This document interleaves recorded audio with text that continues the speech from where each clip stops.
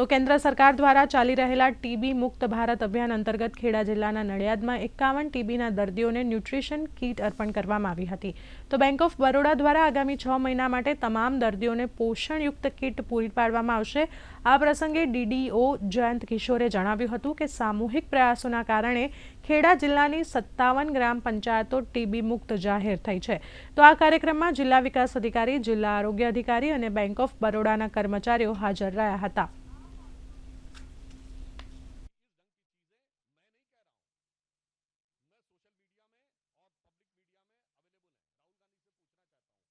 आज खेड़ा जिल्लाना lead Bank of Baroda तरफथी कुल 51 दर्दीओने निक्षय किट आज वितरित करवामां आव्या छे अने पोते आ निक्षय मित्र तरीके रजिस्टर थयेल छे। तो आना बदल हूँ लीड बैंक ऑफ बड़ौदानो खूब खूब अभिनंदन मानु छूं अने वडाप्रधान श्रीनुं जे स्वप्न छे आ माटे खेड़ा जिल्ला वहीवटी तंत्र पूरे काम करी रह्या छे अने जे लक्ष्य टूंक समयमां प्राप्त थशे आ बधानो एक विश्वास छे।